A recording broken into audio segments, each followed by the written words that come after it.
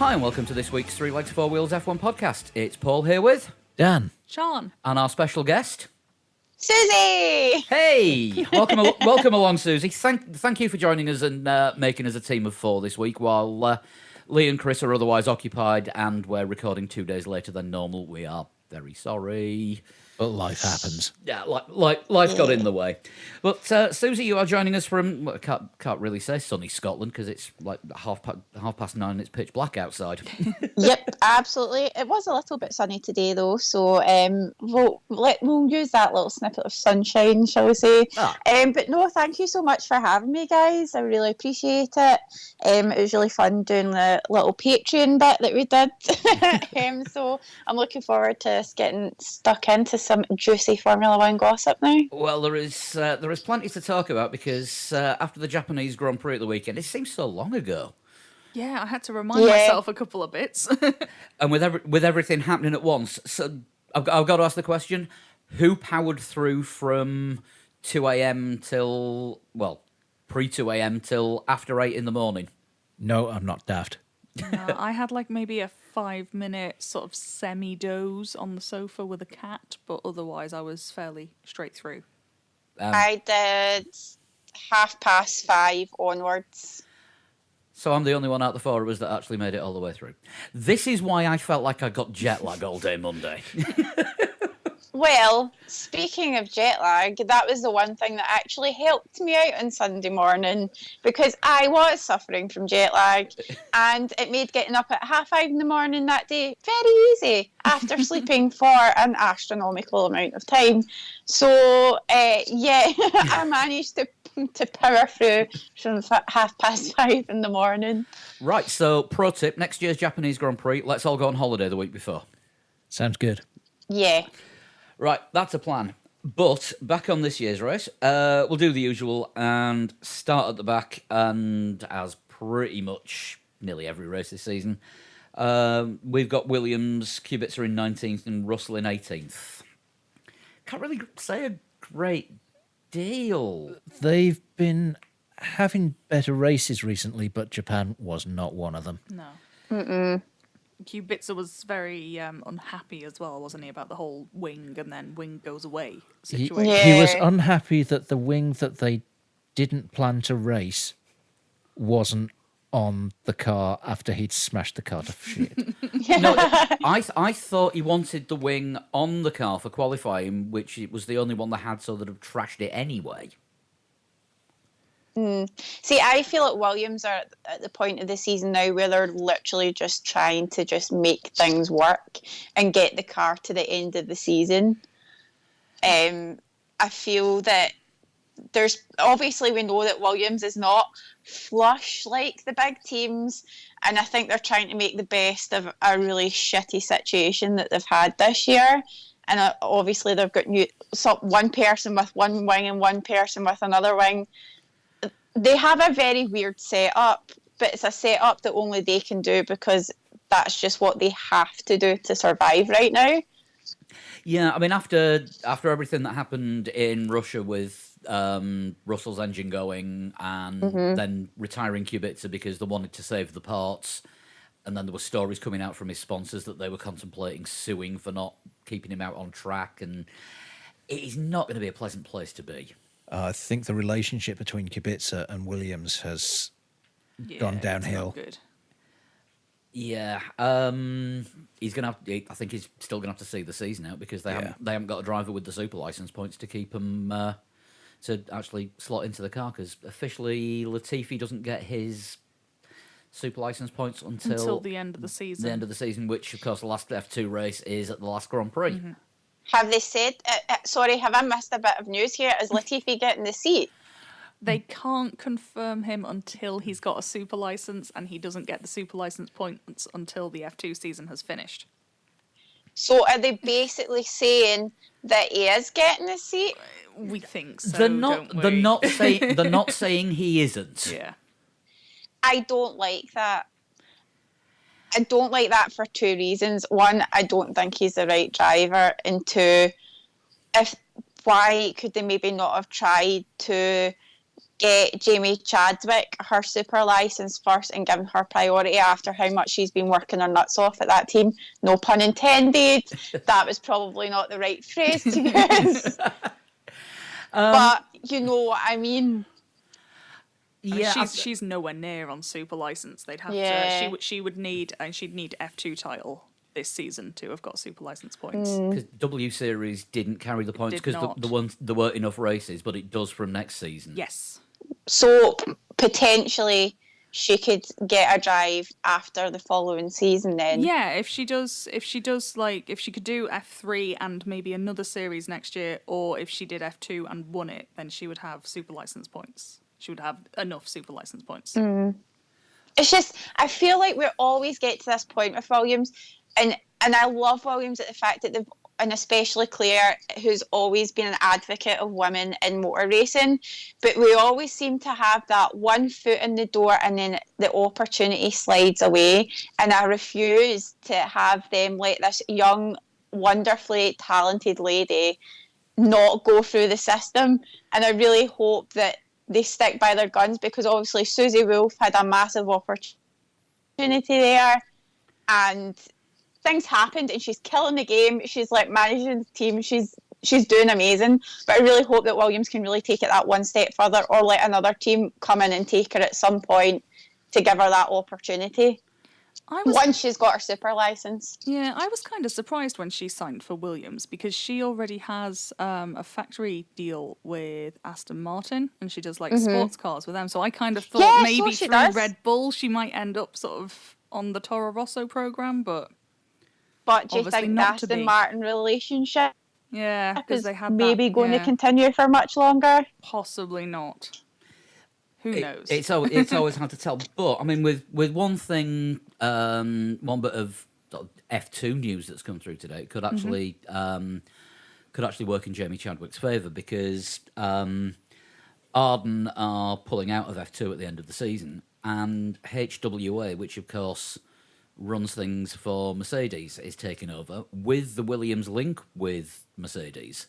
It might give Jamie Chadwick a chance in F2 next year. That'd be good. That would be excellent. You know, it's pure speculation. I'm putting two and two together and making 87. a number. Yeah. But you know, there might actually be the opportunity there, and she's certainly got the talent to be in F2 next season. When you look at some of the other drivers, I'm not mentioning any names, but you can usually find him 25 seconds a lap off the pace at the back of the F2 field in an MP Motorsports car. Since we're having a little chat about F2, I just thought and talking about a bit of news and F2 drivers, obviously Mercedes are doing their Formula E testing in Valencia, and it was apparent that Nick de Vries had a little kiss of the wall today during their second day of testing. Oh dear. Exploring the track to its fullest Yes. limits. Yes. I'm not So- a chance to see any of that. So not maybe the best start to his Formula E career, but I think everybody's had a moment at some point when they've taken a step up. So I think he's maybe just having his moment. Well, you need to find the limits of the car, don't you, to know how hard you can Absolutely, push yeah. it. And that involves pushing it too hard Yeah. And going into the wall. and going into the wall. If you go for a wall that isn't there, you're not a real driver. Probably not. Not sure. No. Tell you what. Shall we move on to Haas? Oh God. Must we? Unfortunately, yeah, we have to. We had one driver going backwards and one driver going forwards. Oh, my favourite thing about Haas was when I was doing the quotes article for online. Grosjean, I can't remember exactly what he said word for word, but it was along the lines of, "I knew my start was crap when I ended up behind Kevin," which just sounded so passive aggressive. I'm sure it wasn't meant that way, but I'm so much crapper than Kevin. Oh, that's Well, given that fantastic. Kevin was starting near the back Oh and yeah, Grosjean in was... context, yes, Yeah. but That is just that's wonderful. Yeah, I think probably the highlight of Romain Grosjean's weekend was probably his little toy car that he built on the yes. Saturday when there was no racing. When he obviously wasn't invited to Max Verstappen's FIFA night. No. That seemed very apparent. As I said on Twitter, though, that is the first time this season any car connected with Haas has managed to get all its wheels on and pointing in the right direction when it was being put together. Bless We him. are never going to get any form of official invite from Haas for anything, are we? No. Oh, do you know what? God bless them. Seriously, they've just had just one thing after another. It's just a shame. I had such high hopes for them this season, and I feel like their whole worlds have just crumbled around them. It's a shame. I feel like we're going to see some more grey hairs in that team for sure. But at least Drive to Survive next year, the Gunther Steiner episode, it's going to be amazing.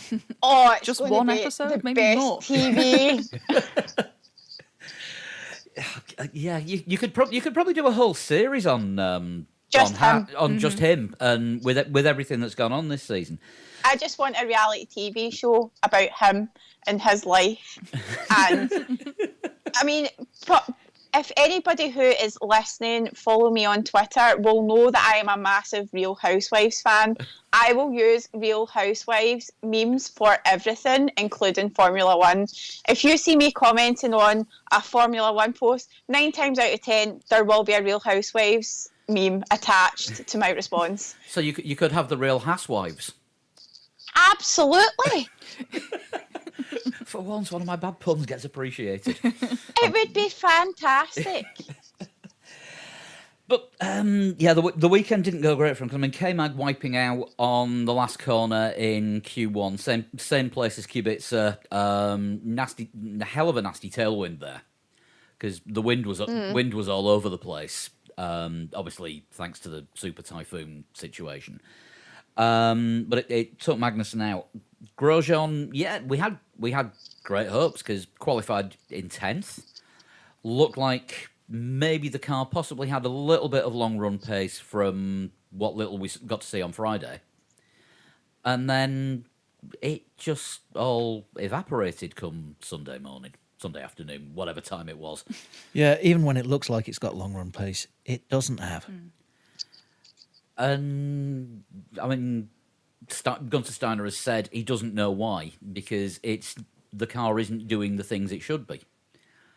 That's very worrying 17 races in, isn't it? That they still don't know why it doesn't work. Yeah, I mean, yeah. I think that is about all you can say about Haas this season. Just yeah. What can you say? And like I said, it just seems to have been one disaster after another, and this season has just been a bit of a write-off for them. And in terms of where they go next season, and obviously I'm presuming that there will be massive changes in sponsorships over the summer break or winter. There was whatever, already massive changes in winter. sponsorship during the season. No, well, yes, obviously, but I'm hoping that they can still bring in some good money to the team because it does have the potential there, and it is very obvious that all the guys and girls that work for the team work very, very hard, and they've been through a lot, and I feel like they deserve a good, solid business sponsor that's going to really give them that support that they need to actually do something next year. I mean, you've got to hope that a big US company will come in because I mean, Formula One hasn't been this popular in the US since Andretti was winning races, and with it being on ESPN, no adverts, and believe me, we have seen a lot of people praising that. Yeah. You'd think an American company would like to come in and sponsor an American team, and it would be great to grow the sport, especially with the I'm shoehorning this one in here as well. Go for it. With the possibility of the Miami Grand Prix that came up today. So getting the exposure. Yeah, it might be another Herman Tilke designed circuit round a stadium, but it's better than the original plan for the Miami Grand Prix on that long bridge. But why Miami? I'm assuming Miami has money. Because the guy who owns the Dolphins and Hard Rock Stadium also owns Circuit of the Americas. Of course. Yeah, I can understand where they're coming from, but I really hope that this is going to be and this is my fear with the whole having. I think it's unfair that one country should have two Grand Prix. It's always been my opinion, even when we had the European Grand Prix and it kind of jumped around, I felt that if you're going to be a business that is global, you need to have a presence, but not too much of one. Yes, America is a massive, big country, but do they really deserve to have two races? And I'm not trying to offend any American fans here. I love America. I love New York. I spend a lot of time there. I appreciate the people there. But Formula One comes first. My love for Formula One comes first. And in these situations, I always think about my grandfather and what he would think of the decisions that were being made. And one of those things is would he appreciate the fact that there's two races in one country? And I think maybe this is obviously them starting to lose sight of the global picture, which is quite upsetting. And I think as we start to see maybe some of the other tracks start to diminish over time, that unfortunately is going to be the thing that happens. There'll be less races here and there globally, but then really just going and being attracted to the ones where can we make the most money? And that's not fair enough. Formula One is full of money, but the heart of it should always be the racing, and it should always be looking for that best place for the drivers to drive. And I feel like Formula One is losing sight of that slightly again. Yes, they've made some really good progress in the rules and things, the changes that are happening, and I think 2021 is going to be, I've got really high hopes for it, but the tracks are one of the most important parts, and if you don't have the tracks right, the driving's not going to follow. So this Miami track better be fucking spectacular. Or they can ram it. The best quote I saw about it all day was, "Please don't make it Sochi Mark II." It does look a bit Sochi-ish from the sort of the very, very digital artistic interpretations that are on the F1MIA.com website. Because it's got an official website for some reason. And the very bright Miami Dolphins blue that seems to be plastered around the whole track, which is going to be such an eyesore. Mm-hmm. Yeah, it's bad enough. Well, it's an eyesore watching the Miami Dolphins this season anyway, Well, but that's we'll save that for another time. One of these days we will resurrect Three Legs Fourth Down. I'd be up for that. We'll talk after the show. Right, Alfa Romeo next. Not a great showing from them this time round. No, very anonymous. The back to the days of anonymous Sauber, as we used to call them. I very much like that. Very anonymous. That is a great way to put it. I don't remember what either of them did during the race. I don't really remember seeing either of them. The only thing Alpha related I remember was Kimi's interview before the race, where he said he wouldn't talk to 21-year-old Yes. Kimi. Yes, that was fantastic. Seriously, that interview with Kimi was absolutely one of the highlights of the weekend. And just hearing him just be so the Iceman and but that quote is so Kimi. It's unreal. If you were going to ask Kimi that question, there would be no other answer. But yeah, they had, he lets the driving do the talking, but I can't remember what he said on Sunday. He was 13th. Giovinazzi was 15th. Oh, we've got 14th and 16th here. Ooh, check my maths, maybe. 14th and 16th, according to the Formula One website. Ah. Oh, ha- things oh, got reshuffled, didn't Things they? got because of reshuffled after Perez? the early checkered flag. Right. That's very strange because Google, which is meant to be pulling the information from the Formula One website, is giving me 13th and 15th. Where has Google got Perez? 17th. Yeah, Ah. that's where Yeah. they've As got in, it wrong. so Officially, he do I was have it wrong? ninth. Yes, Right, I we so- we know what I am happened. clicking on to the actual website now. Yeah, they've I got have it from learned my lap lesson. 53, Yeah, which Google is wrongly assuming the race was the correct distance. because after the problems with Canada, when Winnie Harlow got given the flag early and told to wave it, so she did, and it wasn't her fault because she had somebody telling her to do it, and the steward who was in charge of doing that had lost count of what lap he was on. Great. F1 officially brought in the race end will be signified by a checkered flag pattern appearing on the digital display board above the start finish line, and it came out a lap early. So they replaced a flawed system with a With an differently automatic flawed flawed system. All that Michael Massey would say about it at the time, and I don't think there's been another statement since, was there was a system error. They're investigating it, apparently. Right. So, yes, these are the official classifications from the end of lap 52, which is why we've still got Perez in. Which we'll do next. So, Perez in 9th and DNF'd, but finished behind cars that did finish. Oh, God. Yeah. Perez finished 9th, Stroll finished 11th. There was a racing point in the points. Yeah. And he still got the points, which blows my mind. Is the fact is he crashed out and still got points. I mean, Quite Yeah. a lucky mistake for him. Yeah. Yeah. absolutely. Yeah, didn't know that he wasn't racing anymore and finished 9th while he was still racing. Oh, God, no. It's Racing Point are having one of those sort of...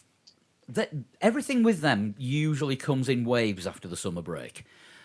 Going back to when they were Force India, they were a little bit patchy before summer, and then afterwards they'd have a couple of good weeks, a couple of bad weeks till the end of the season.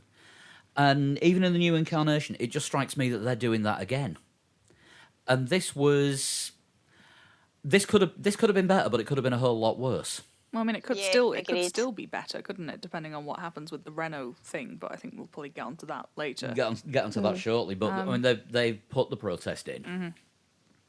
I mean, Racing Point are. I'm trying to be as nice as possible about them, but I find it very difficult because anytime I see Racing Point doing well, it angers me because if it wasn't for Lance Stroll's daddy, he would not have a drive, and that still now. Sometime on, still annoys the absolute shite out of me. Don't hold back. Say what you think. Yeah, I mean, I'm sure there are lovely people, but I'm a big Checo fan. I enjoy his driving. I think he's a good ambassador for Formula One, yeah, I also think, I don't know if any of you heard Jenson Button's podcast, Formula One podcast they did. The official Formula One podcast, he was on it. And he actually mentioned about being like how Sergio was one of his favourite people on the grid. So No, I'm not listened to that episode yet. it's very good. I will definitely. I've got loads of catching up with that one to do. I've not listened to one for a few weeks. But I just thought I'd mention it considering we're talking about Racing Points. I thought Yeah. it was quite a valid thing to say. I wasn't being crazy and going off topic. But I Why feel not? like Why not? We always do. Lee usually finds an excuse to He's- talk about Jenson Button, doesn't he? So, Yeah. You know. Yeah. Jenson Button, So- he was Fernando Alonso's teammate. Why isn't Fernando Alonso in the car? Oh we'll maybe talk about him later as well. But no, I actually think Sergio 100% still deserves a drive in Formula One. It just hurts my heart that it's with Racing Point, unfortunately.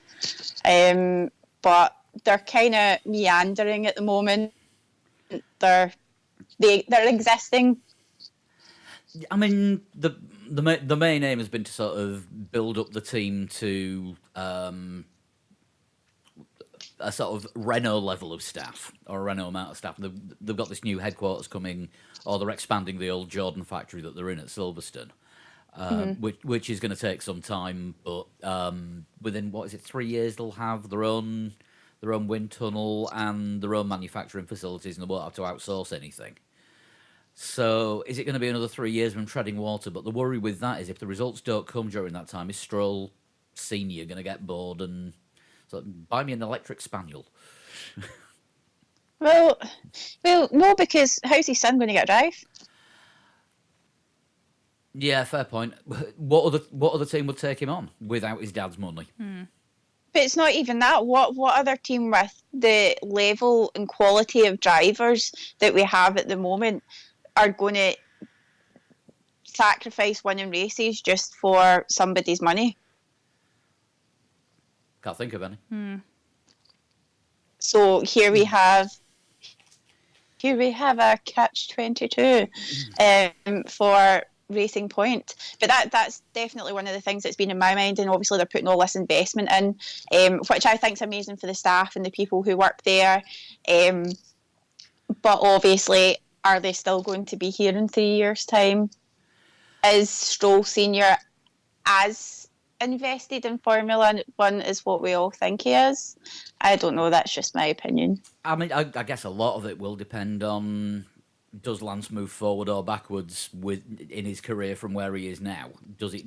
If he doesn't improve, then yeah, you could see Lawrence Stroll pulling out just because I've spent all this money to buy my son a world championship and he can't even get fifth.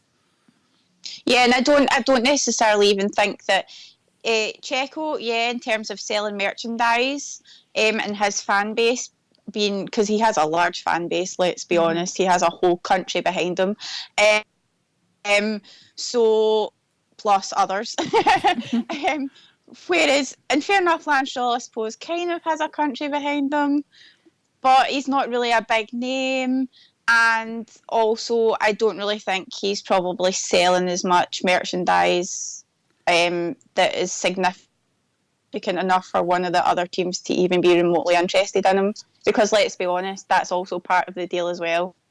Yeah. What are you going to sell us? So. Oh yeah, it's true. I mean, it's been a running joke on the show for ages that Ferrari are in Formula One just to sell shirts and cufflinks.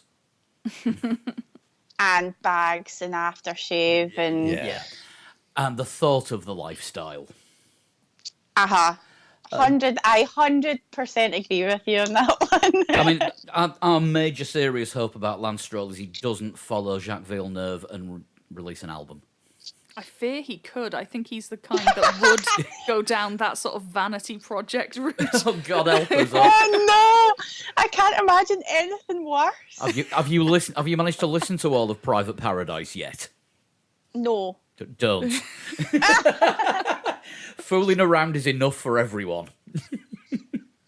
Oh, oy vey. Oh, we should have played out with that on this week's Patreon. No, I'm only joking. I'm only joking. Yeah, I've learnt from that mistake. Well, I learnt from that mistake when I saw the state of the Twitter inbox.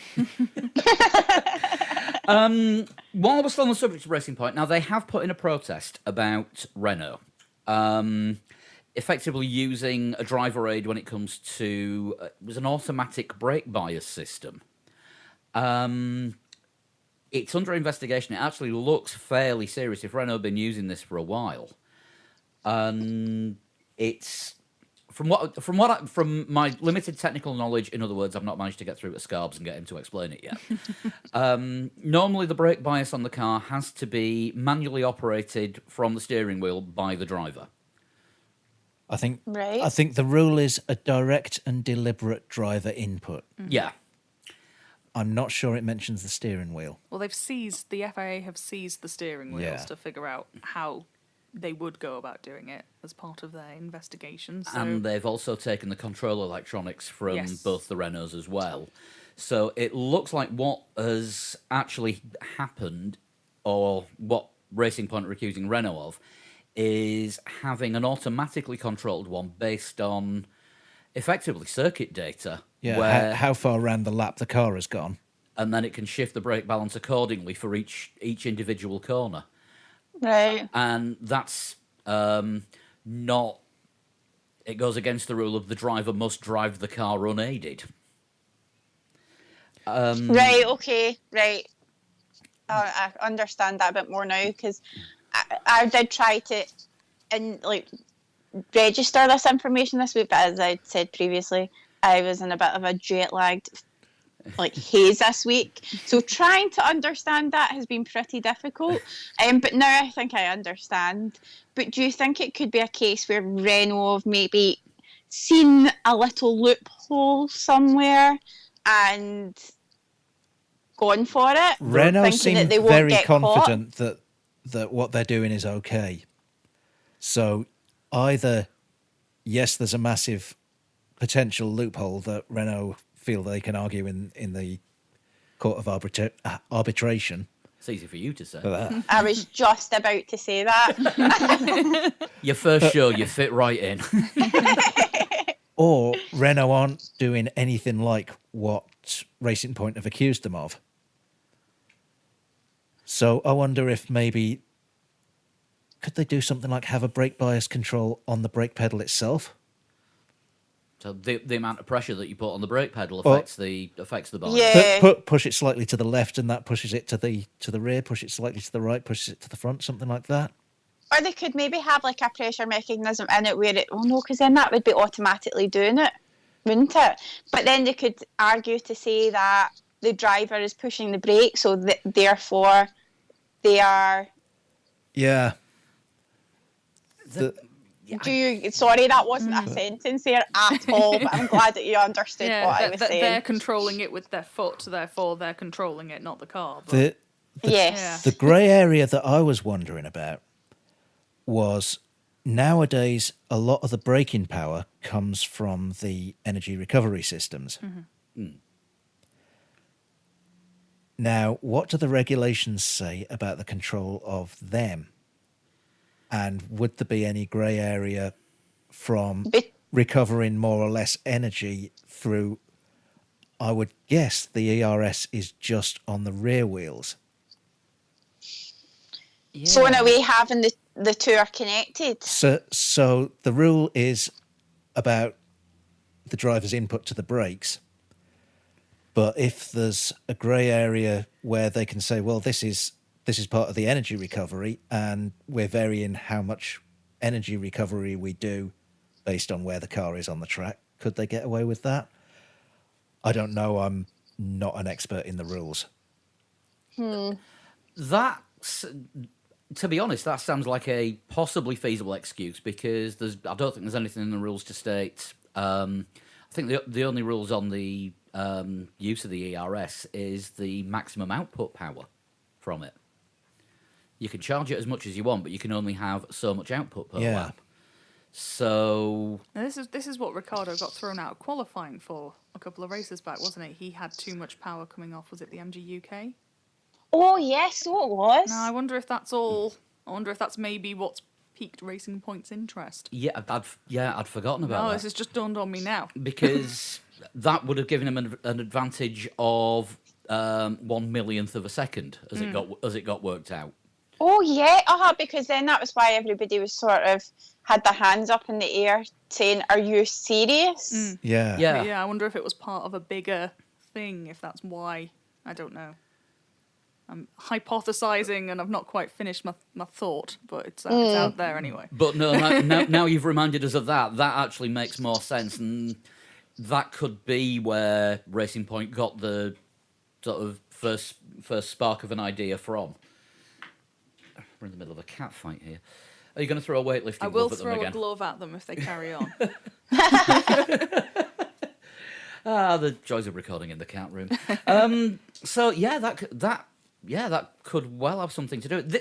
This is more technical and confusing than the Haas flaw from last year when we didn't know what it was the radius Yeah. of that was pointing in the wrong direction. Even after Scarbs had explained it. Yeah. Yeah, it needed diagrams, but it was on the other end of the phone. It was very difficult to get the diagrams down to us. Tell you what, should we just move on to Toro Rosso instead? Yes. That's probably for the best. Kvyat in 12th and Gasly in 8th. Gasly, of course, was one session down after Yamamoto took his car in FP1 Yep. and didn't do a bad job of it at all. Yeah, was pretty handy. Not too far off Kvyat's pace, I seem to recall. Yeah, Kvyat said they were running different programs, but whoa, Sorry, I have now thrown the glove. you've thrown the glove, scattered cats and cardboard boxes everywhere. They'll now just be attacking the glove for a few minutes. So.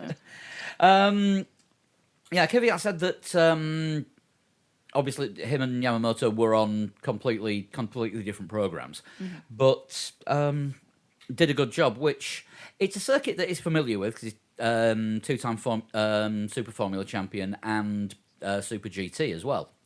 So the guy is going to know Suzuka like the back of his hand. But it's the ideal place to give him a test drive. And he was just so chuffed to have had the opportunity to drive the car as well, which lit up like my tiny beating heart when I see him do his wee interviews, and I was just like, oh, that's just so nice to see.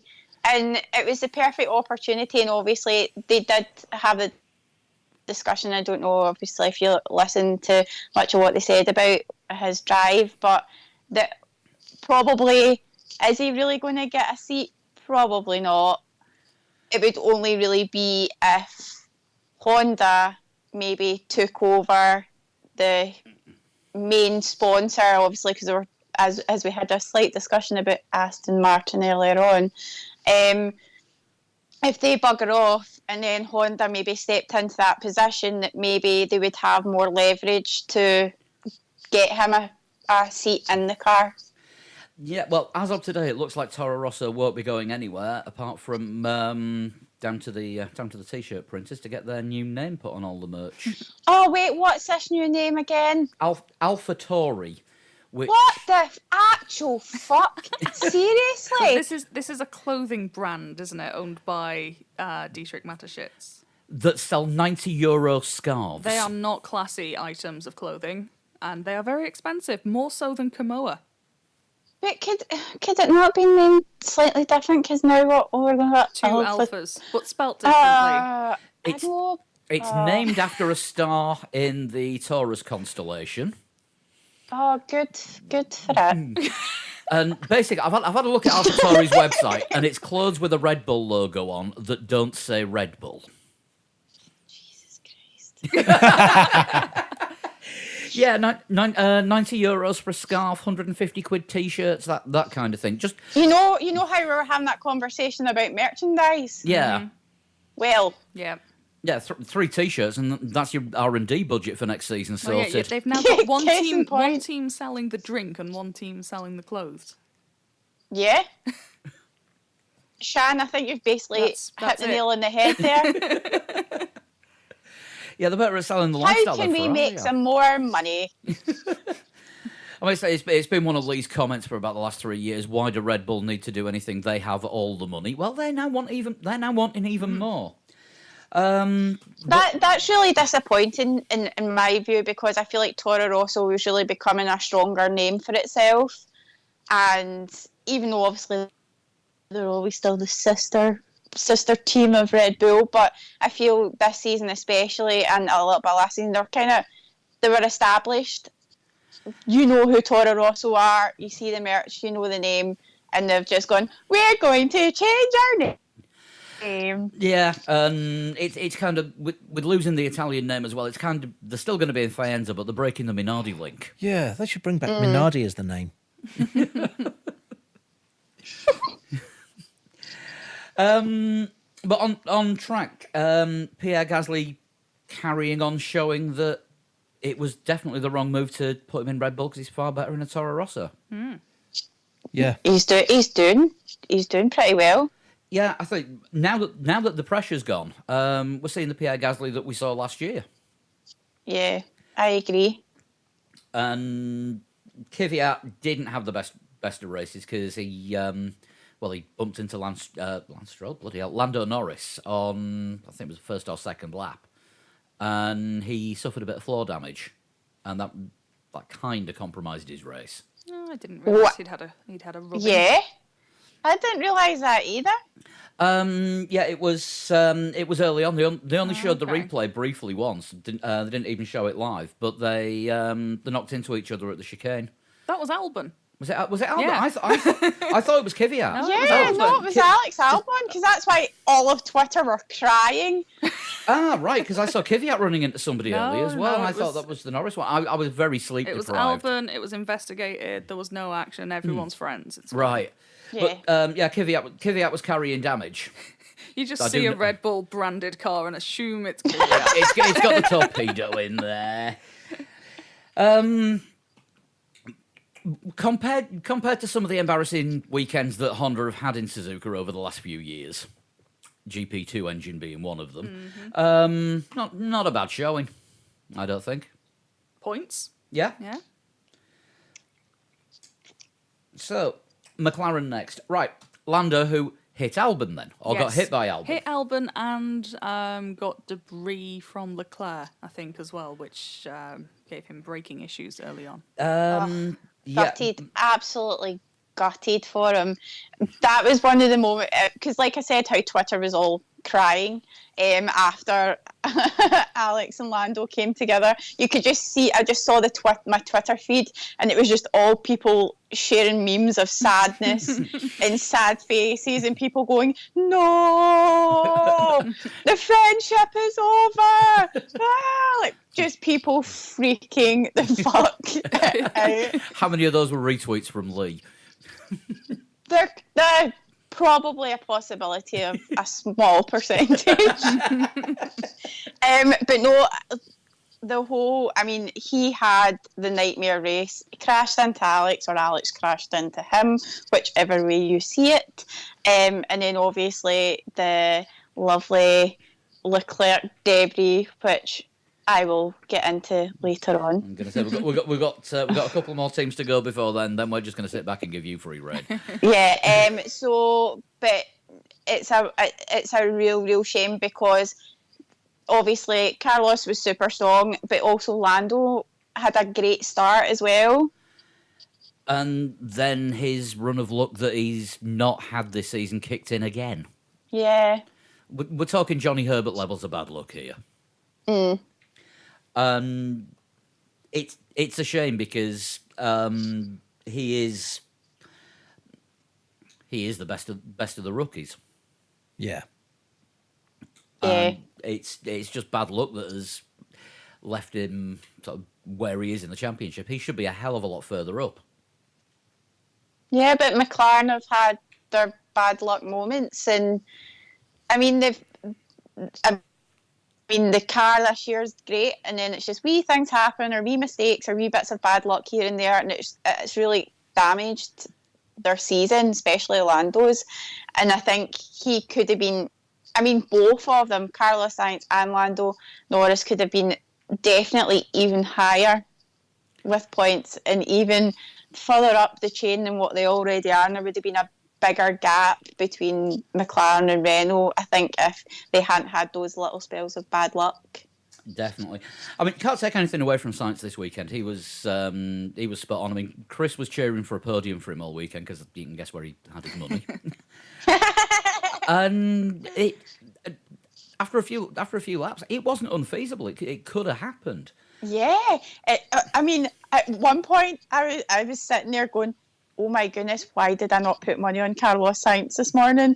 Why did I not put money on Carlos Sainz? Because at one point I thought it takes for one of those Mercedes to cock up or have a mistake and he's on that podium.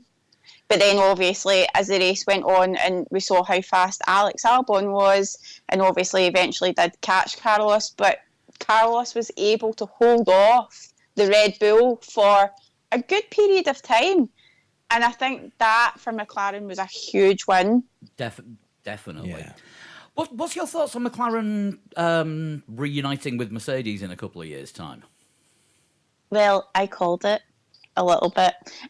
So I have very, very mixed feelings about it, because I feel that they've started to really make ground, and I'm scared that this is going to set them back again, and that what Mercedes is promising them isn't going to happen, and they're going to be back down the bottom of the food chain again after all the hard work that the team have put in. Especially with the fact that they've put lots of hard work into not just the car, but they've put Zach Brown, who I've always had big criticisms of back in the day when it was jobs for the boys, which was the whole Eddie Jordan did this video package, and it was all about basically debunking why this person got hired and who was dating this person, and I think everybody watching it jaw dropped and went, what are they doing at McLaren? And then finally Zach Brown, I think, thought better of it. There was a whole lot of people that left, and I say left with quotation marks. And Zach's really turned the team around, and he's hired the right people, and it's a really good, solid team in terms of management and leaders in the team. They've got great drivers. I'm hoping that Lando and Carlos are in it for the long haul, and they both seem very dedicated to McLaren, and Zach Brown seems dedicated to him, even though he's obsessed with Fernando Alonso. But I think he seems to be a bit more obsessed with Carlos Sainz Sr., so I feel like we're okay. I think everything's going to be fine, but I have my fingers crossed that this Mercedes engine that they're going to get is going to work, and it's not going to set them back, because it would be devastating, not only for the team and the people that work there and everybody that's on the ground making that team what it is right now, but the fans. They've built their fan base up like so much again. Like, all the people who dropped away from McLaren are 100% back in with the team. They're full supporting. The merch that they're selling is of astronomical levels, because everybody loves Lando. I mean, who doesn't love Lando Norris? Seriously. Yeah. And also, people love Carlos too. So apparently, Valentino Rossi doesn't have Lando as his favourite driver, but Lando is going all out to change that. Yeah. So that's my thoughts on the Mercedes engine. I have high hopes, but I just hope that it works out, because I don't think my heart could take it if it doesn't. Somebody mentioned on Twitter, and I don't know, this could be part of it, but is Mercedes teaming up with McLaren again? Mercedes possibly looking at getting one foot in IndyCar, because at the moment IndyCar's all Honda and Chevrolet, and McLaren obviously starting the new IndyCar team with Arrow Schmidt-Peterson. And it's just, couple of years down the line with Mercedes powering the McLaren F1, it's like, oh, shall we just build an IndyCar engine to see if it's any good? And maybe it's part of a longer-term Mercedes plan to get into another series, because obviously they're in Formula E as of this season. They're literally in everything of that. Whoever had that thought is very, very smart, and probably is 100% right, and that is definitely what I think they're doing. I think they're heavily investing in getting their engines into every single sport they can physically get it into. I don't know why. I wonder if it's got something to do with the fact that they're just not earning money from the road cars as much anymore, because the quality has gone down so much, and they're having to think of other ways to bring in the money that they want to have, because obviously a business like that just want to eat up money like it's going out of fashion. So that could be they're spending money to make money.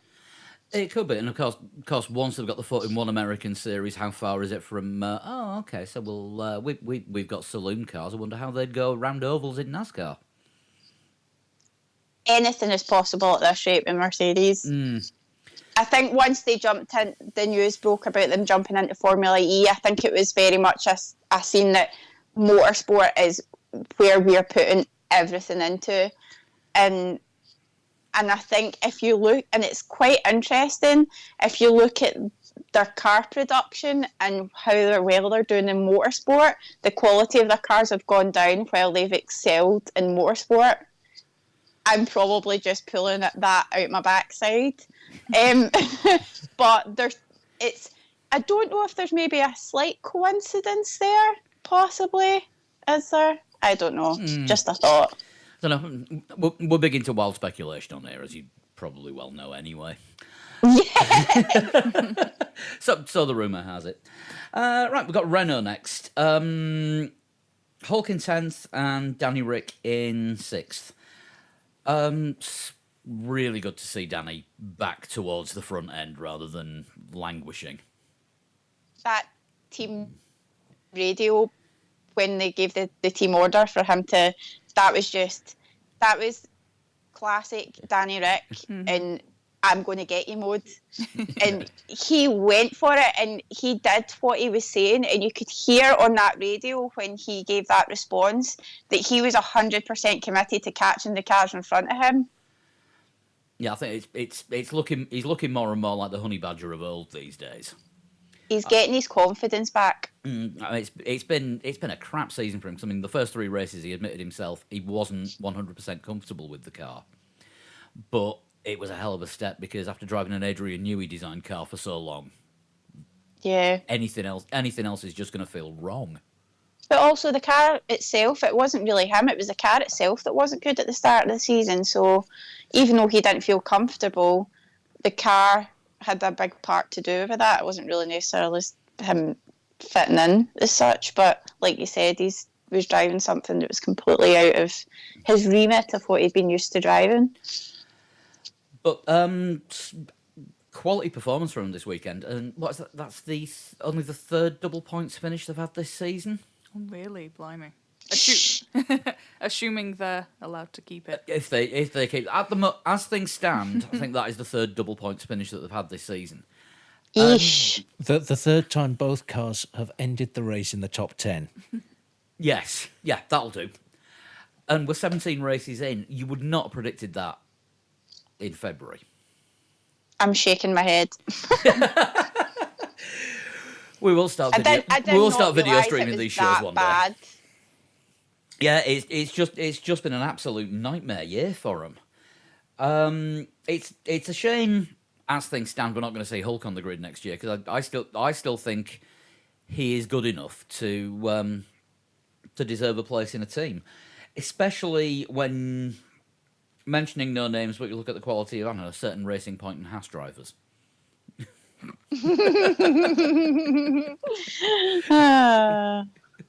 That was their 4th double. Oh, it was finish. 4th. Oh, well, that makes it all so much better, doesn't it? Canada, Britain, Italy, and Japan. It's still not what you'd expect, but if their brake by system doesn't get found to be illegal, at least they've made progress on the car and it's doing stuff. But I mean, going from winning Formula 1.5 last year to being also Rans, being adrift behind McLaren, who seems to have got 4th place sewn up. It's a drop. It would ask Cyril Beatable for a quote on that, but it would be unintelligible.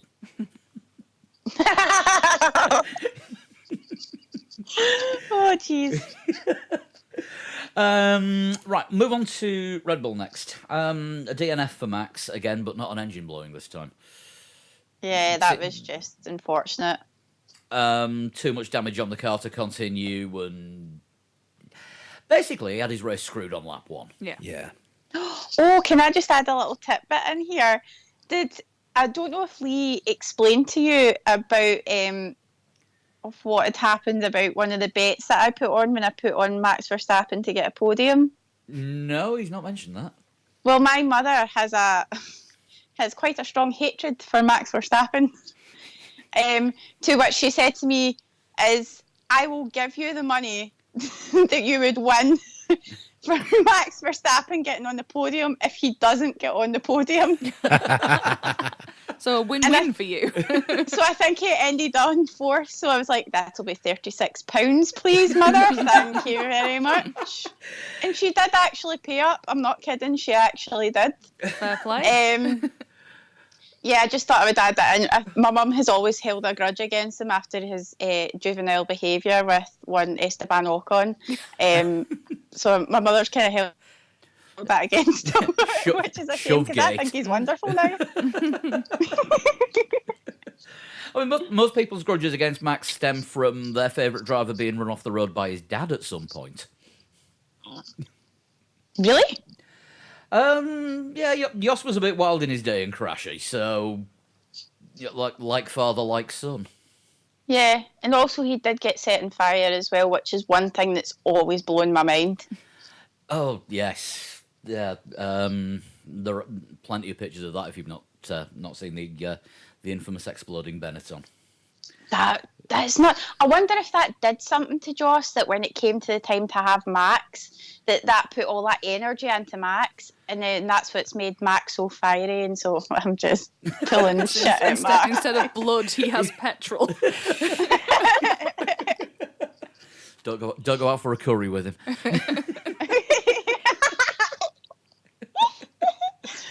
I'm so sorry for everybody listening, but I do have the worst laugh ever. And sometimes I do try to hide it at times, but sometimes when something's funny, you just gotta laugh. So I do apologise. When you try to stifle a laugh, it just makes it worse as well. No. You end up laughing harder somehow. It's all right. We're keeping Dan well away from that reverb button on the desk. Yeah, did we find out the results of the FIFA tournament that Max had in his hotel room? Believe it at was the No, weekend? they're being all very secretive about it. Which leads me to believe Max didn't win. Yes. Because you had half a dozen of the most competitive people around, all playing each other at FIFA, which, let's face it, any video game competition is likely to induce the competitive spirit. And in people that are already competitive, I could see furniture going. Well, Carlos said no comment. Lando said something around about the same sort of lines as the fact that let's not talk about it. So they both had their asses handed to them then. Yeah. Max was also very hush-hush about it. So he didn't I don't win. actually think anybody asked him about it, though, because I think, obviously, he was already very annoyed about what happened during the race, so I think people were scared to ask him about it. Because if that hadn't gone his way, and also he was out the race, I mean, World War III was going to probably start. So I'm thinking that the fact that Max had a slight level of calm to him, probably we can assume that he probably won. That is a good theory, actually. I wonder if we'll get to find that out in Mexico. So, if anyone's listening that's going to be at a press conference or any of the media events during the Mexican Grand Prix, can you ask that question on our behalf, please? Statman's going to be there. We can get him to do it. Sean's going to be there. We'll get him. Yeah, we'll get him to pin Max down. The anticipation is killing us. Can somebody just please tell us who won the bloody FIFA tournament? It was the most exciting thing that happened on Saturday, seeing as we didn't get qualifying. I was quite gutted that they weren't able to rustle something up together, that they could have maybe done a live stream or something, because I think that would have been really great, considering half the fans were probably bored out their tiny minds as well with the fact that there was no qualifying. They could at least put a blooming FIFA tournament on Twitch for us to watch. I reckon that the PlayStation didn't work, so it was technical difficulties and none of them got to play. Oh. Which is why it didn't go up on Instagram or Snapchat or anything like that, and why no one's admitting to have won. Yeah, but then it also could have been the fact that I know that Japan were having issues with internet and things like that during the typhoon, so it could be something like that where it just wasn't going to be possible for them to do it, because their Instagrams throughout the day were very few and far between, so I don't know if maybe they were all having connectivity issues. And let's face it, hotel Wi-Fi is always crap. Oh, yeah. Oh, yeah. Particularly because everyone will have been in the hotel as well, so my everyone will have been on it goodness. all at once. Ugh. I think we've just found the explanation. Solved it. Yeah. Yeah, that's that one. Right, Alex Albon, fourth place. He is doing a great job. Doing what he is- needs to. You did call Norris the top rookie earlier, but it is Albon. Albon's got the better Albon's got the car. He's got he's got the bonus car car, now. Yeah. but in terms of points in championship, it's Albon. But yeah, since the move, I think he's done enough to earn that seat, certainly He's for the first half of next season. He's outscored Verstappen since the move. Yes. Which I mean- mean, is what? He's took to that car and that team like a duck to water. And I don't think people actually expected him to settle in so well, but he has the demeanour to deal with the pressure. It's clear that the team really, really like him. He's polite. He just seems an absolute joy to be around, even on his bad days. So, and he's beaten Max Verstappen. Yeah, Max has had some really bad luck, but go Alex. You wave that Italian British flag proudly and you take that Red Bull seat and you run with it. The people that I feel sorry for in this are Moose Cider. Yes. They signed this deal with Toro Rosso, Thai cider company. Get it on the car with somebody who races under a Thai flag. Absolutely brilliant. Oh God, he's not in the team anymore. And then Gasly had to go to Thailand before the Japanese Grand Prix. He did about a week there. He went for the MotoGP Thai Grand Prix, and then he did like some kind of meeting with the Prime Minister of Thailand, and he went on this like 4 or 5 day media tour for a cider company that he clearly has no idea who they are. I think that'll all change though. If Alex's seat becomes a permanent fixture, we'll see next season that all that'll probably all swap around. Yeah, it wouldn't surprise. They'll have to pay through the nose for it, but the exposure they'll get from it will be fantastic. Yeah, and I think as everything with Red Bull, it's all interchangeable. So, and I think there's probably a flexibility with sponsors as well. But I think probably because this was their first year tied to a car, that's why they were stuck in the situation when Gasly jumped in. No pun intended with the Yeah. tied to a car one. So I think that might, once renegotiations and contracts and all that happen again, that will probably switch around and they will probably be a sponsor for his car in the Red Bull team. It would be good, but it would be great to see him carrying on in Red Bull next year because I'd like to see what he can do in a full season of that car. Basically, all he had to do this year was just keep coming sixth, and he would have looked better than Gasly for the first half of the season. But he's surpassed that. You know. Yeah, I mean, 4th place. He got 4th place. Yeah, and that is all right. There was a Red Bull that didn't finish, but he finished ahead of a Ferrari. Yep. You can call shenanigans all you want, but you've got to be in that position on the track to take advantage of what happened in front of you. Absolutely. And also, and this is why I said the same thing earlier when we were talking about Carlos Sainz, was the fact that it took one of those Mercedes to have one issue, and he was on that podium.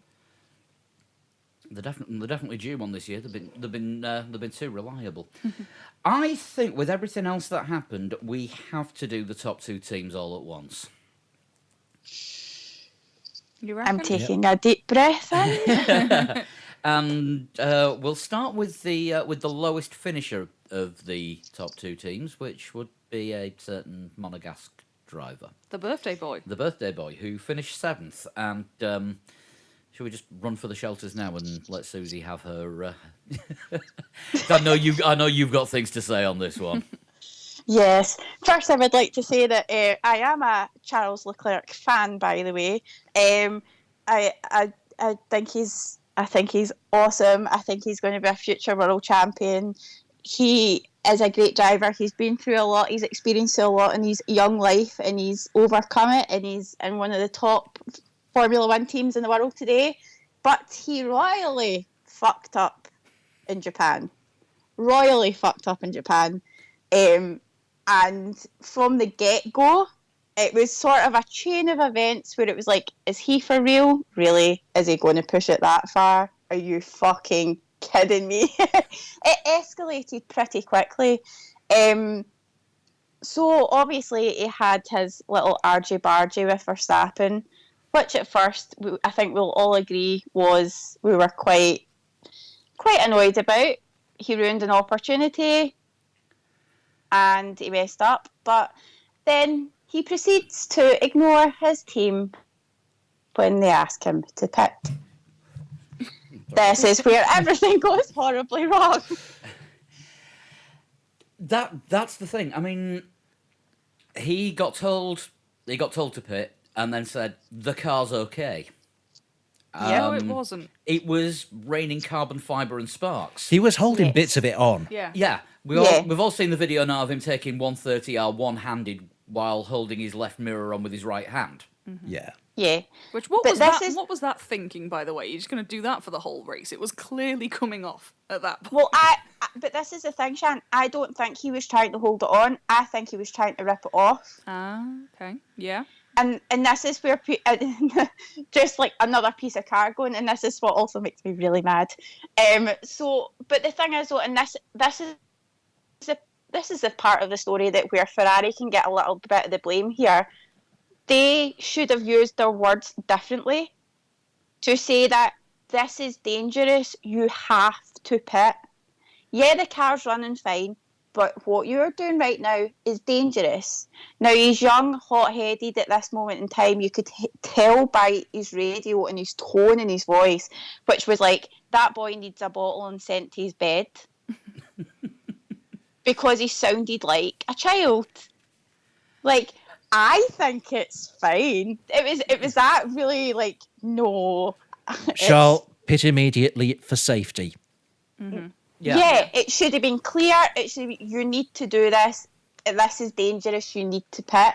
Not, and I feel like sometimes Ferrari are a bit like this because they have like their drivers. They give their drivers this god complex, and I feel like when they have to be authoritative, sometimes they can't.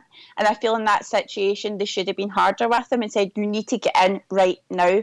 This is dangerous," because they must have seen that there was bits flying off the car. And this is, sorry, on you go. I was gonna say Before I carry on.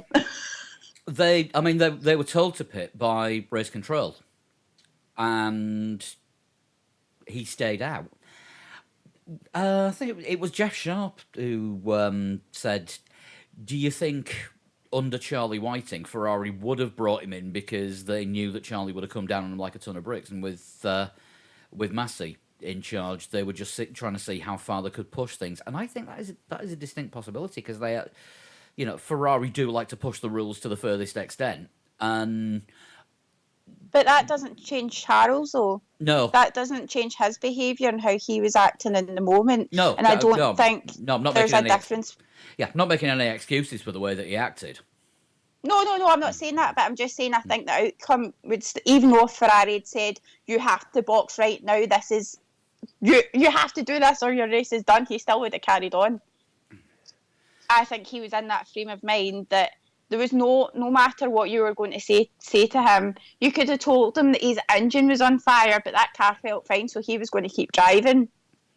Yeah, and then of course when the end plate went, the amount of carbon fibre that was flying all over the place took one of Lewis's mirrors out, lodged itself in Lando Norris's brake ducts.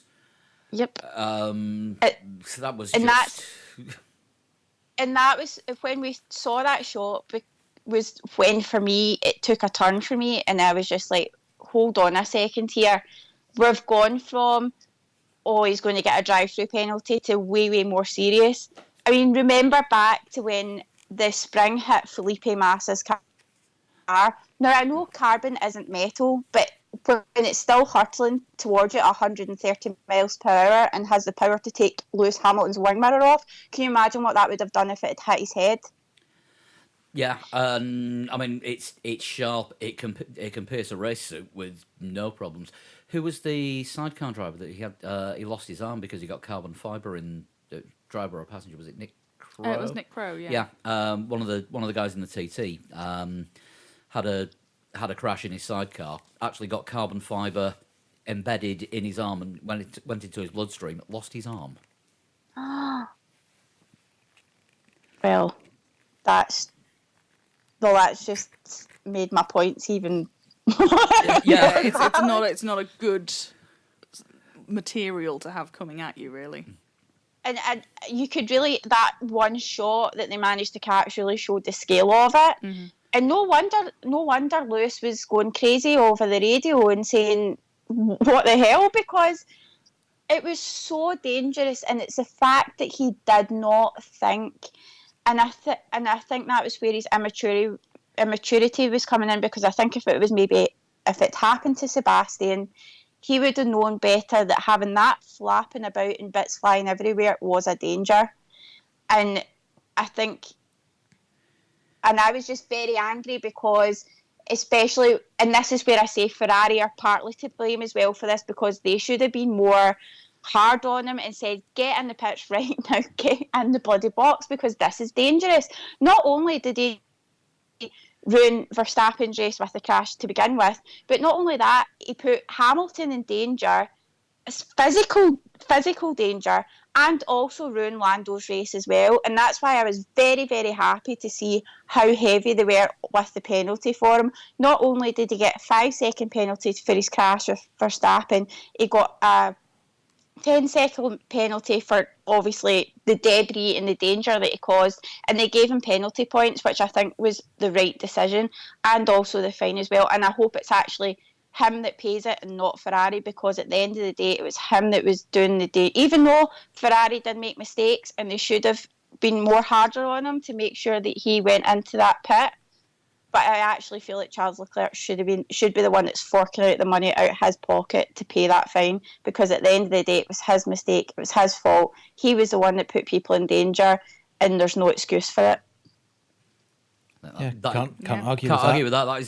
That is more than a fair point. On to Sebastian Vettel next, with second place after qualifying on pole but being outstarted by Bottas. I think he was confused. He was more confused by Mercedes' strategy than anything else. As were we Yeah. all. As was everyone. Yeah, and especially because, did you see, because you know how they've got the new tyre dig thing? Yes. Yeah.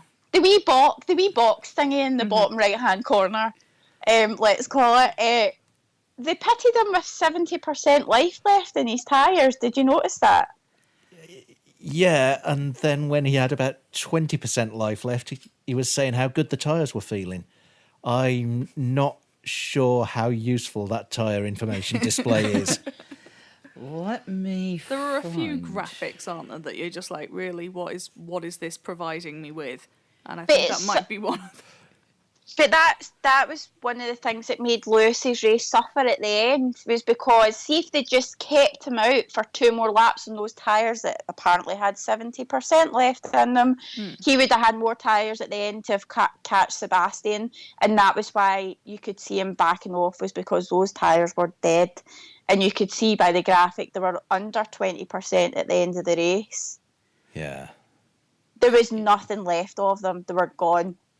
Another podcast, Shift Plus F1, was saying it. From what they found, it sounds like the percentages are guesswork from Pirelli, and they are not actual data from the teams. Oh, I thought it was. They were pulling data from the teams, because I'm sure they said that during the coverage that was what was happening. Yeah, I don't know, because it's Do we want to keep What an am eye I- on? yeah. I know when you get that readout when you're on the PlayStation game, that's coming direct from the car. Yes. Because I know that it's not powered by Pirelli, it is powered by AWS, which makes me think that it's data coming from the car. Yeah, want to monitor, I think, going forward. Yeah, keep an eye on that. But great drive from Vettel, but lost it at the start to an immense getaway from Bottas. Yes. He was And he was incredible off the line. off. I mean, he had a great start. He had a great start, and Vettel obviously made a mistake with the start. Technically, the rules say he didn't jump the start, but he did. And that meant that Vettel didn't get the best start he could. But yeah, can't fault Bottas's start. It was, as they were saying, obviously, that nobody's won the race from third and fourth before. he did it, and he did it spectacularly.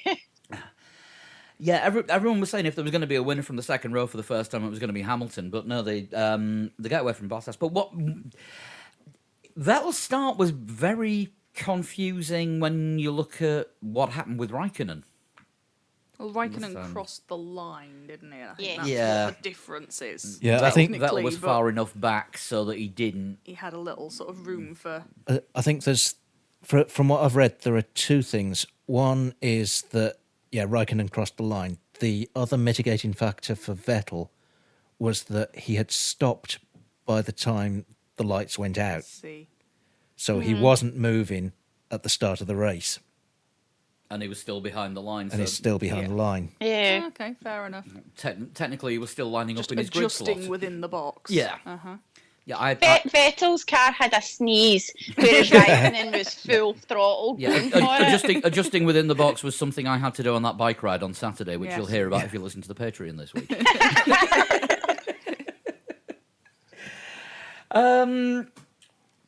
But looking at Mercedes,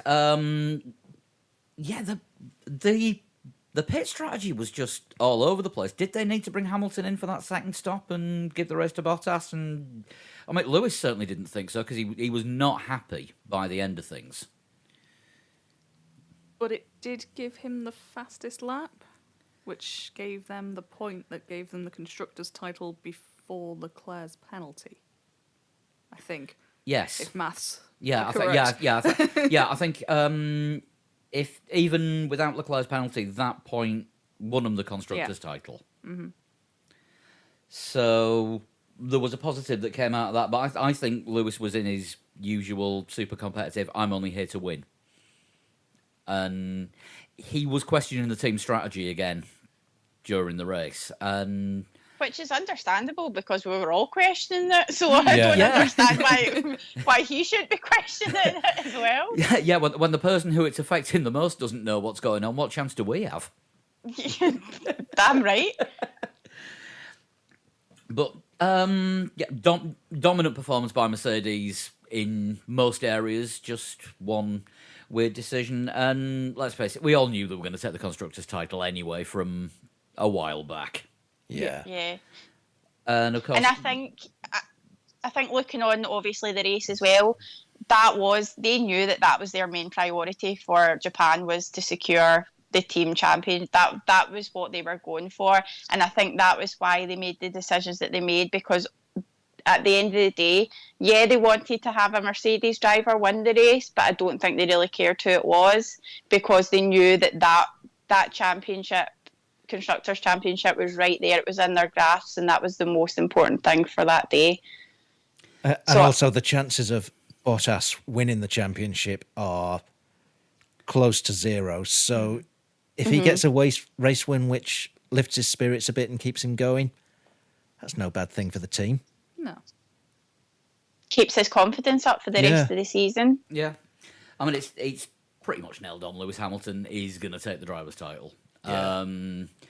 Barring a Lando Norris-esque run of luck for the rest of the season, and Bottas walking away with every remaining race, and there's only 4 to go. I can't see it going any other way. No. No. But what was it Chris came out with? Valtteri Bottas now has as many constructors' championships as Nico Rosberg. Oh yes, he did come out with that, didn't he? Yeah, Yes. that was one of Chris's pearls of wisdom on sleep-deprived Sunday. Right. Now we've got time to look back. I know we all said Bottas was driver of the day on Sunday at the time. Any other thoughts for driver of the day? No, I think I stick with that. I think he did a very, very good start and made his strategy work and won. I voted for Carlos Sainz for driver of the day. Definitely worthy of an honourable mention. Yeah, definitely. I mean, Bottas had a great start. He drove his race, but I feel like it was a relatively easy drive for him, whereas I feel like Carlos had to work harder for his position, and he had a great start too. So I feel they're kind of level level pegged when it comes to effort. They have different merits, I think, to both. Yeah. Yes. Both of their performances. Carlos Sainz gets A for effort. And normally we'd say heroes and villains, but we renamed it last week. So this race is rock stars and wankers. Typhoon for wanker. obviously. Typhoon Hagibis Yeah. for Yeah. definitely on the wanker vote. Big windy wanker. Yeah, I wonder who's going to mention a Ferrari driver as one of the wankers. Possibly me. Yeah, I mean, normally, see, that's the thing. Like I says, I do like him. Don't think I'm bashing him, that I don't like Charles Leclerc, because I do. I think he's great. But no, for this race, 100% a wanker. And for one of my votes for Rockstars, any fan that turned up on any day of the weekend with a rear wing hat.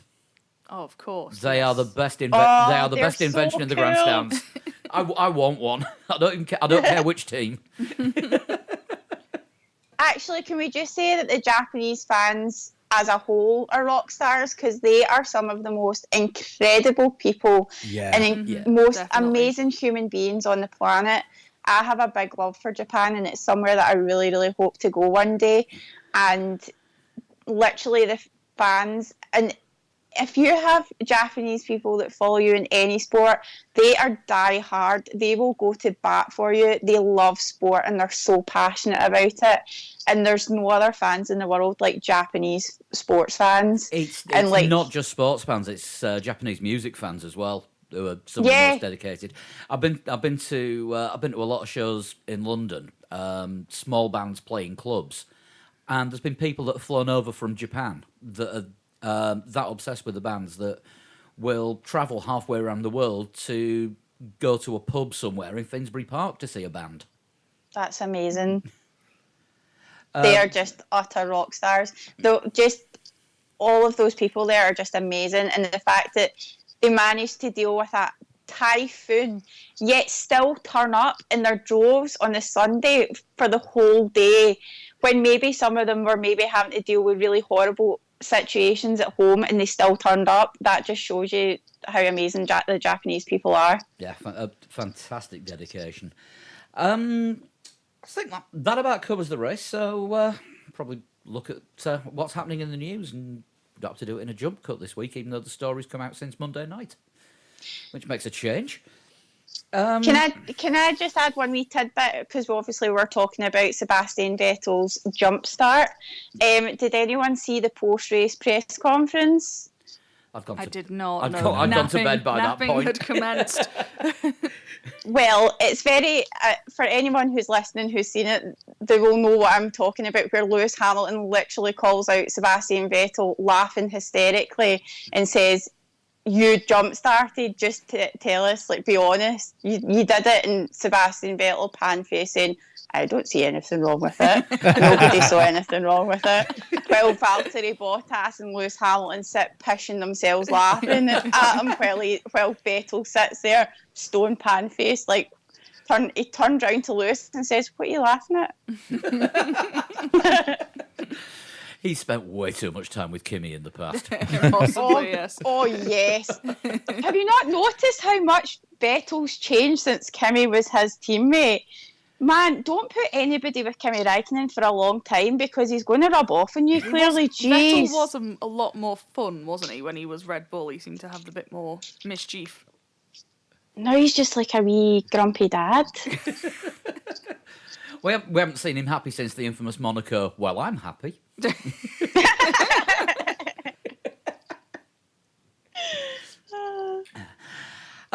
After this weekend, Sunday qualifying has been floated round quite a bit.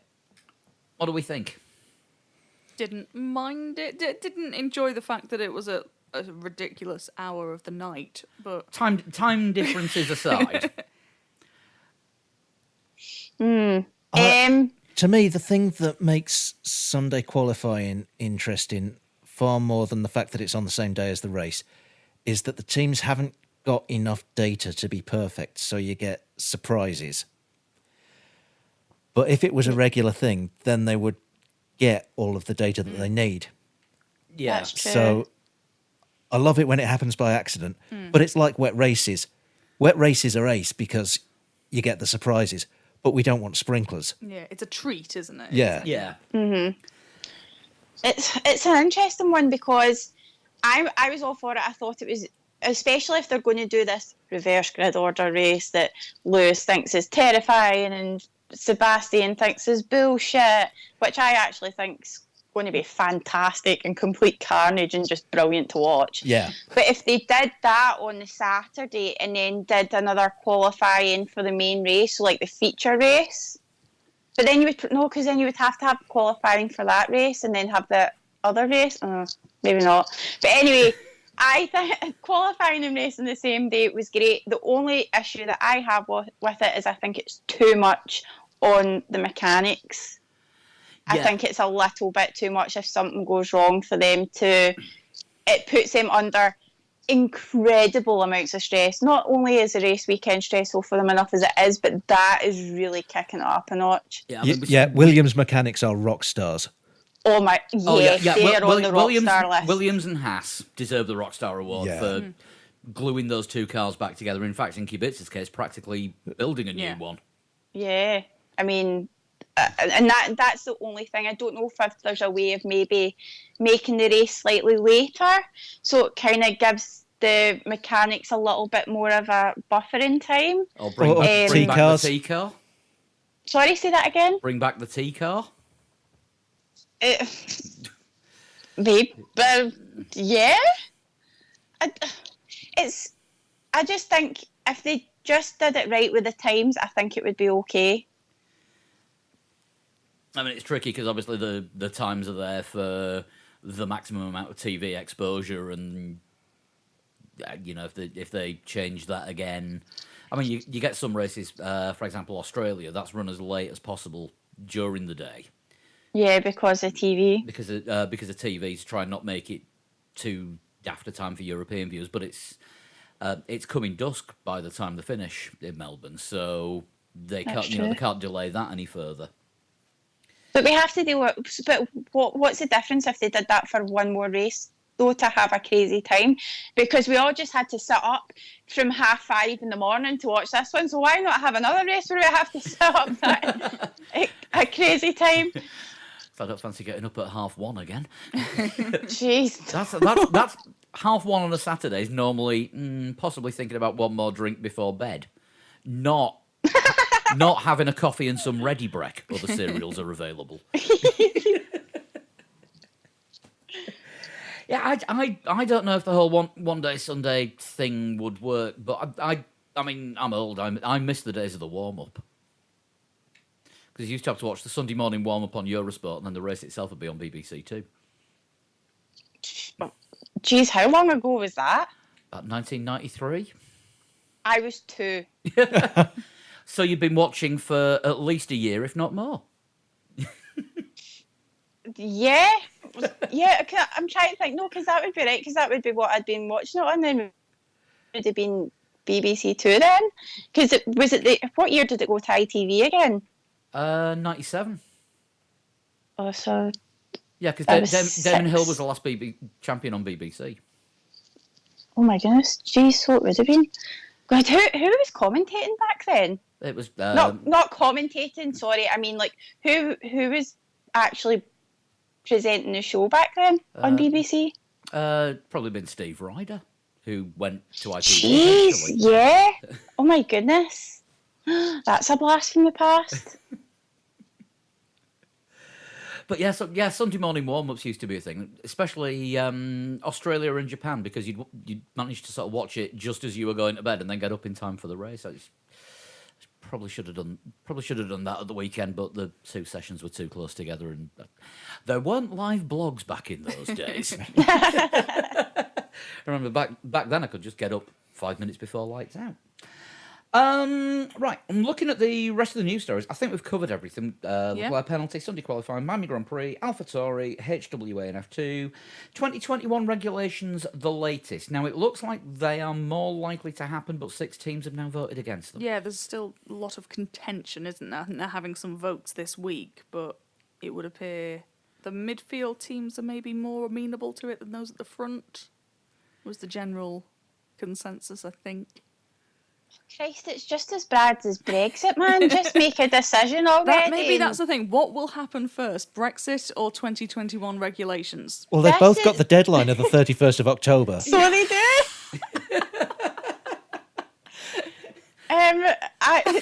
It was actually Christian Horner that had made a comment about that actually, which he actually made a Brexit comment at the weekend, which was quite interesting. But no, I just wish they would just hurry up and just do it, because it's getting to that point now where it's just like the petty behaviour where the team starts to come out at this point, because everybody's just wanting to get pen on paper, and you've got those teams or certain individuals that are throwing the toys out the pram for this word here or that word here. So, I mean, there isn't another sport where the participants have that much say in the writing of the rules. No. that's true. And I mean, maybe this is kind of where F1 have got things wrong, but that's a legacy to how Bernie had to set it up to keep everyone sweet. I don't necessarily say it's a bad thing, but I feel like there needs to be a line drawn where someone needs to step in and say, right, you're taking the piss here now, sign the bloody paper, and that's it. But They need but then Ferrari will just veto that. Oh. I feel like there needs to be one person that they appoint, and if it gets to the ridiculous stage, they've got no other option. If that person says that's it, it's done, that's it, it's over, and they all need to shushed. I'm hoping that person is Ross Brawn. Yeah. Well, you would hope so. But yeah, the 2021 regulations. Hopefully that won't rumble on past the end of the month. You never know. 2 weeks' time we'll be talking about. It looks like it's getting signed. That's it. We'll know what it's all going to be about next week, and it'll be done. And then they'll have to go back to Europe and ask for an extension. Oh, hang on, no, I've gone into Brexit now again. It's easy to confuse the two. Oh my goodness, it's like they're parallel at the moment. Never get involved in sport or politics. Oh, it's a bit late for Good that. advice. Right, in that case, that means, and it's me that's running this one tonight, it's Total Shunt time. Have you got one? I have got one. I am just about to load it up now. I should have prepared this. Oh my earlier. goodness, this is my first total shunt. It is. So, you know all those weeks when you're swearing at your phone saying, for God's sake, why haven't you got it yet? Now we'll find out how hard it is to do it. Let's just not get our hopes up too high here. Right, well, this one has been sent in and reminded of the fact that it was sat in my inbox yesterday by somebody who's turned out to be a fairly regular contributor to the show, Santerio Nasty. So it's going to be someone's finish. We need to start brushing up on the finish. But is That it? is a fantastic name, by the way. To their parents who named them that name, congratulations. He's actually the most talkative Finnish person I've come across in years. And then you hear him speak, and oh yeah, he's Finnish. Does he just sound like how every other Finnish person sounds? Like Kimi Räikkönen? Yeah, Raikkonen, Hakkinen, although Bottas. yeah, although the only Finnish people that don't sound like Finnish people are usually in bands that I've been listening to. But anyway, the Total Shunt. Right, I was born Correct start. in 1975. Okay. You Well, disappeared. You disappeared for a second. That could be a multitude of people. Yes. So could this next clue. I'm best known for being a pay driver. Okay. Best known for being a what? Pay driver. So paid for his seat. Someone 44 and a pay driver is interesting. My career began in 1999 as a test driver. You need a guess now, do don't need you? a And that's Yeah. your third clue, so I'm gonna need your first guess. So Wait, 44 did you say it would be? yeah, it would be Yeah. 44 this year. Born in 1975.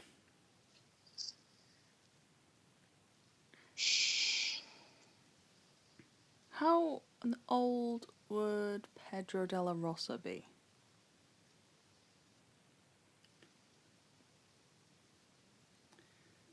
Roughly the right age, I think.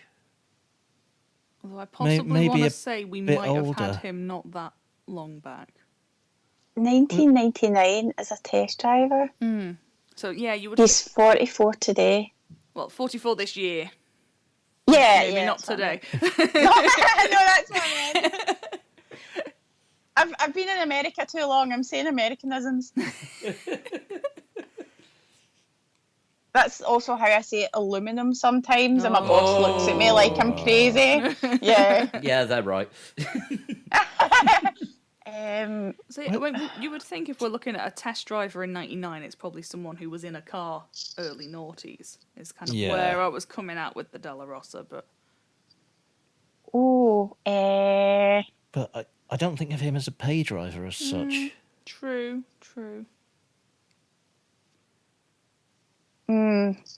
Go with it for more information. Yeah. Yeah. Okay, so you're going for Pedro de la Rosa as your first guess? Why not? Okay. My last open-wheeled race was in 2004. Not De La Rosa. So that's quite a short turnaround. 2004. Yeah, that's quite short from test driver to pay driver to end of open wheel career. Next clue. Yeah. Yeah. Since then, I've raced saloon cars in my home country and trucks in Brazil and the occasional sports car event overseas. Oh, okay. This is trucks in Brazil. Good So- lord. So he's not Brazilian. Unless this is just very cleverly worded, because it doesn't say Brazil, not my home country. Damn, I Oh thought my we'd There narrowed might be it a down. loophole. There might be a loophole. This is a really difficult one. So could you just run us through that again? It's the saloon cars. Yeah. Since then, I've raced saloon cars in my home country, trucks in Brazil, and the occasional sports car event overseas. Okay. Saloon cars in my own country. Which countries are big on saloon cars? Australia. Because you don't get much saloon car racing from, say, Japan, do No, you? you would get Australia, No. US. Also, not Finland. No, not enough mud and shale and stuff really for that. Folk racing, what they call it. It's not somebody. It can't be someone British. Could be. I think saloon car racing exists. It's I can give you the next clue before yeah, your I next think guess. so. I think so. My highest F1 finish was 8th. Oh, Jesus Christ. Okay. Do we need to do another guess now? We do. Don't we? Yep, that's clue 6, fuck's so sake. I'm going to need a guess from you.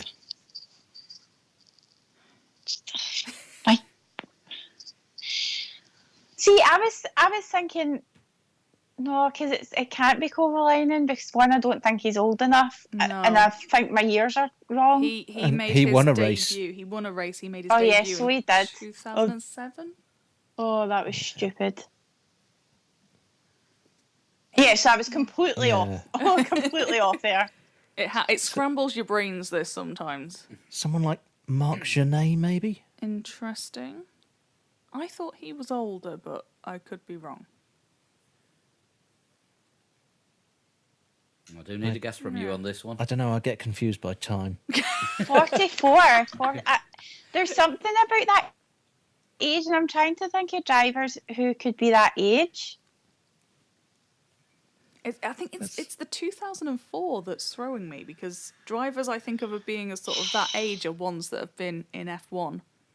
Not recently, can I- Yeah. but more But like, recently. Can I- Weber is that sort Can of I age, take isn't it? Oh, no, because I don't know. Has he not won a race? he? Weber has, yeah, but We're just people No, of no, that, no, that no, sort of Weber. era. Yeah. No, I was thinking about who I'm thinking. Go on, who are you thinking? Oh, no, because he did win races. I was thinking Ralph Schumacher. But he's won races. He has. Yeah. Do you want to pass on your guess for this? Should we go with Marc Genet? It's physically a name. Yeah. Okay. My highlight in F1 was when I overtook Mika Hakkinen and ran as high as third before I ran over my pit crew and dropped out of the race. Right. Anything that involves and then I ran over my pit crew is not your highlight. The highlight was overtaking Mika Hakkinen for third, but sadly then ran over his pit crew. Although it could be Ralph Schumacher not looking so wild now because he did occasionally run people over, but I'll drive off with the wheel gun still attached to the wheel and took the whole air gun assembly with him. yes. Yeah. Goodness. And I bet you it's one of these ones that we're going to like totally kick ourselves when we find out who it is, and we're going to be like, oh, Probably. of course it's that person. Because I mean, there's not a lot of people that have ran over mechanics, is No. there? There's a small handful, let's say. It's thankfully not a regular occurrence. But I have no new names to add to the pot at this point. And it's someone that's not won a race. no. Best finish was 8th, was it? Eighth, yeah. How well did Ricardo Zonta do? Ooh. I don't know. And when did he stop racing? I might have said he was a little earlier, but not with any great confidence. Judging by his performance, I'm not sure he ever started. Well, might he have finished 8th? I'm trying to think about people who have had like accidents like that now, Yeah. because you know how you'll sit one night and you'll see like a compilation video Usually of on like Eurosport. bad accidents Yeah. that have happened. Yeah. Still got a few more clues I left. think more information might be needed. Right, this probably This is isn't so this hard. probably isn't going to help Oh you. god, go on. I think he sent this. Oh, great. I think he sent this one in just specially if Sean was going to be on the show, because this is one that he would know and nobody else probably would get from it. I had the third most kilometres driven out of all the drivers in the 2000 season. The 2000 season. So who else would have had a lot of kilometres there? Presumably Schumacher and Coulthard would have been. Oh, Hakkinen or. Who else would have been the shit around about that time? Villeneuve.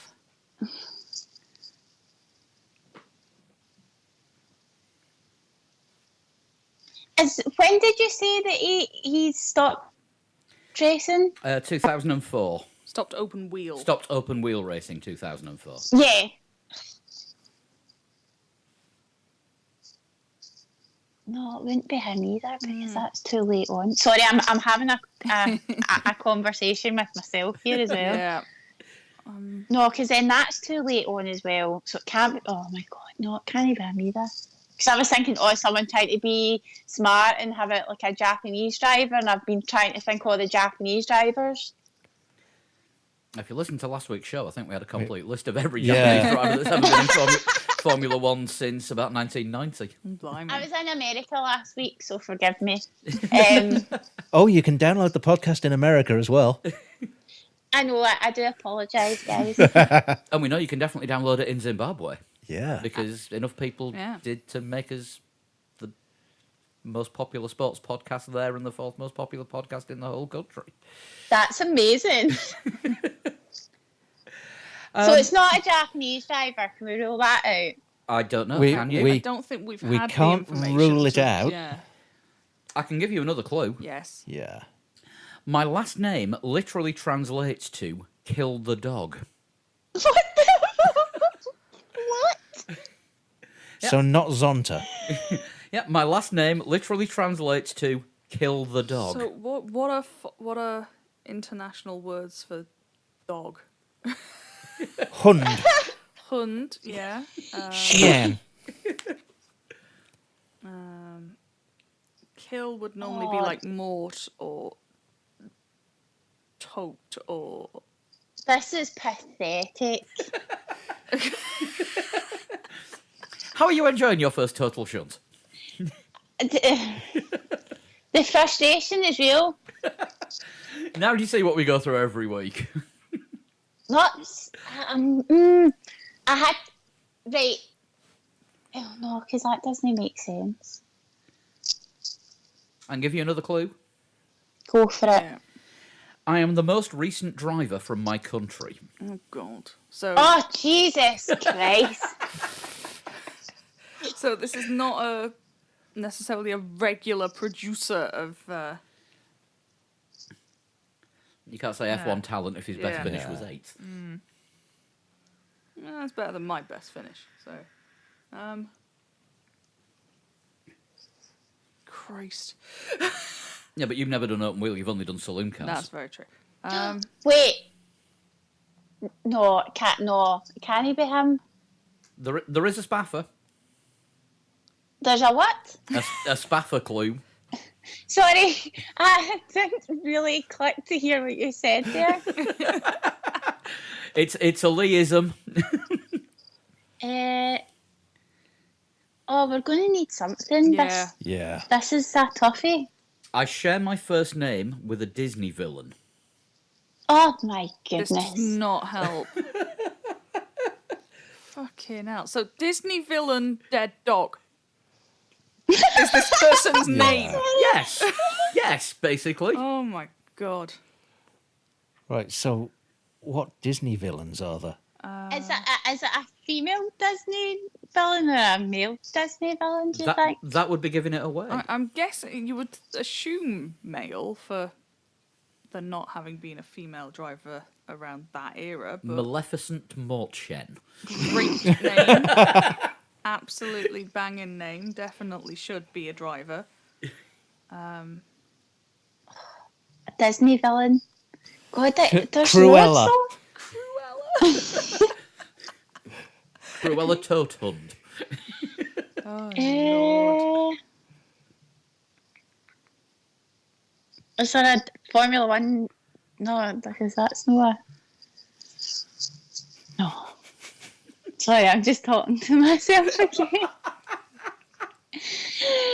Oh, Jesus. Oh, by the way, I wish I had a more extensive knowledge of Disney movies right now. I have somehow forgotten all the Disney films, and I'm trying to think who's the villain in that, and no, it's not there. Just for once in this quiz, we need the future Mrs. Dan. We do. Oh, she'd yes. be all over it. Yeah. I can only think most of them didn't have names. They were just the evil stepmother. Just think of all the films that she's put you through. Scar. I was going to say Lion King. Yeah. I don't remember Oh a my racing driver goodness. called Scar. And when did we say his career started again? 1999? 1999 as a test driver. 2004. So 1999 to 2004. But not necessarily all of that in Formula One, because it was his Oy last vey. open wheel race in 2004. So he could have driven an Indy car. Yeah. Potentially, yes. Good Lord. Do you give in? And I think Santeri might have beaten I us. think he has got us here. I am Gaston Mazzacane. Okay. do you know what? I nearly had the Gaston part right because I was thinking of Disney villains and it was like, I was like Captain Hook. Captain Hook, Gaston, right? And then I was like trying to remember like the name of the Queen in Snow White, and then obviously I was like, well, it's not going to be Jafar for Aladdin, right? So I was like, who? I was trying like, is there a Formula One driver with the name Jafar? But then also I was like, I don't know a Formula One driver with the name Gaston. I was like, so there you go. Forgive my Disney ignorance. Which Disney is Gaston? The Beauty and the Beast. Oh, okay. Is it? Yes. Fair No, enough. Is it no, Beauty? fair No, wait. Is it Beauty and the Beast? Wait, I think so, yeah. No, because remember, Gaston is the name of Gaston is in 2 Disney movies, but he's only a villain in 1. Gaston is a fictional character who appears in Beauty and the Beast. He is an arrogant hunter. That's one way of describing Disney it. rhyming slang. Relevant Oh to wait, Shunt, is then. Gaston not in Shrek as well? The name Gaston.